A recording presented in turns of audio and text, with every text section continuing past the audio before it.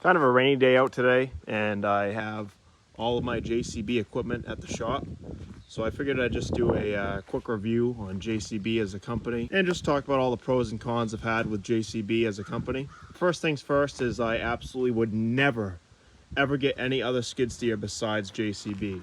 The best in class visibility is absolutely key when plowing. The easy side entrance makes for awesome in and out, and if you're anything like me and my company, we're in and out of these skid steers all day long, so having an easy access door is awesome. On every JCB I have, I do have review videos. I can leave a link in the description for each. I have a 2017 wheeled teleskid, I have a 2020 JCB 215, and I have a brand new 2023 JCB teleskid track. 12,600 pounds, 7,400 pounds, and 10,000 pounds. This is a 427. It's a 33,000 pound loader. It's a 3-yard bucket, but I have a extension which makes it about a 4.5-yard bucket.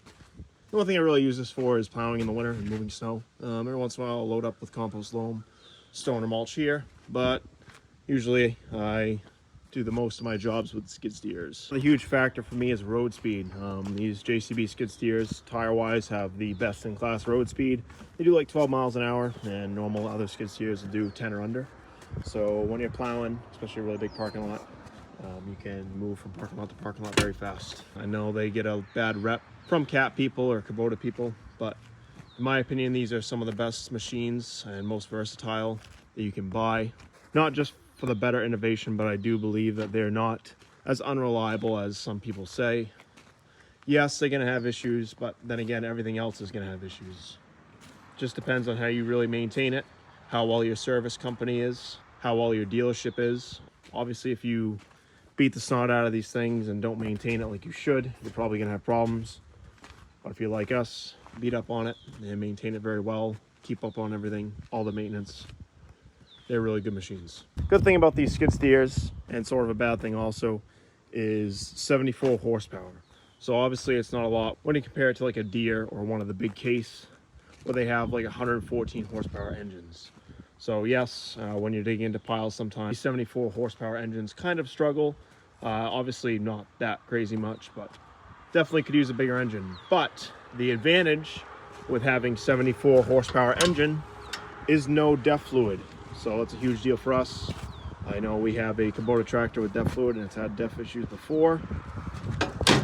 And obviously with any DEF system, it's gonna clog up, it's gonna wreak havoc on your engine, and it's just gonna be a nightmare to deal with. I think I'd honestly rather have these with lower horsepower and without DEF than a bigger engine with DEF. Obviously this is a 154 horse, I believe, so it does have DEF fluid. We have had problems with it before, but like I said, our dealership's so good, they just gave us a rental for like 2 weeks as they fixed it. So obviously, DEF right there. So obviously with our dealership and Alta Equipment Company, they put us on a priority, got it fixed right away, and in the meantime, they gave us another loader to use. So really for me, it just comes down to the service department and the easy access and the visibility. Plowing with a normal skid steer, whether it's Case, Kubota, Deere, Cat, any other skid steer is a nightmare to plow with. You have very little visibility, and you have to deal with getting in and out through your bucket. Don't sleep on JCB, I guess is the point of this video. I beat the snot out of all these things, and they all are pretty damn good and pretty damn reliable. I know we had quite a lot of issues the first year that this came out, because this is actually the first ever teleskid, the first year it came out, and there was quite a bit of learning curves with it as far as some of the parts and wiring, but everything has been seemed to be really good the past year and a half. Very little issues with this machine, and hopefully we'll be keeping it for a very long time. The engines in these are very, very good. I do believe they're Kohler. I know this engine here is a Cummins, which is obviously awesome. So they do have really good engines. Their hydraulics do seem to, I haven't had any issues with hydraulics. Every once in a while this one will leak, but it hasn't leaked in like 2 years. My brand want, my 260T used to leak all the time, but these three skid steers and loader here don't seem to leak hydraulic fluid at all, which is kind of a complaint that I have with my 260T. JCB as a company does a really good job of making everything easy to use and easy to operate. It's very simple to figure out. Honestly, you don't even really need to be taught how to do it. All the gauges are very visible in the cab.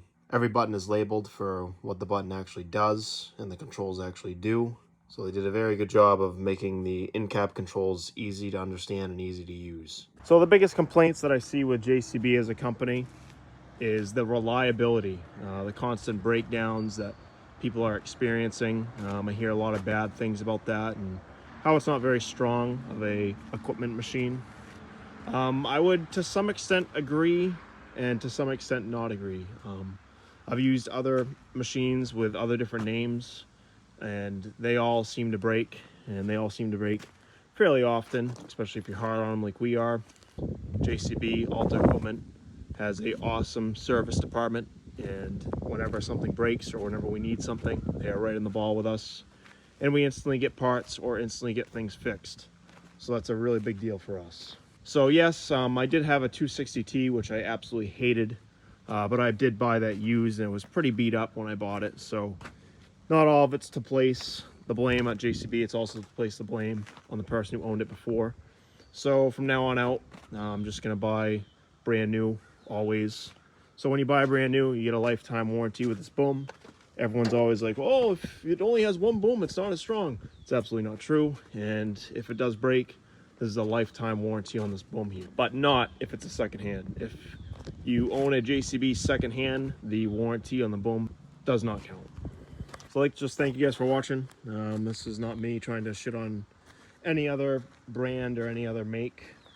I just think that JCB has the best skid steers made, and it's not even a close comparison. And as far as, you know, big equipment too, don't sleep on them. I think they're really good. I've had a lot of good luck with this loader here, and it's got like probably 500 hours, maybe 400 hours on it, which isn't a lot, but still gets all those hours in the winter when it's extremely cold and stuff breaks all the time. So it's been pretty good. So don't sleep on JCB. Definitely shop around and make sure, if you do go with a JCB, make sure your dealership has a really good, reliable, fast service department. The big reason why I only go with JCB on skid steers is because of the telescopic boom feature that these two have. My middle one does not have this feature, but my track one and my bigger tire one do. About 1,600 hours on this 2017, only about 300 on this 215, and barely any hours on this brand new tail skid.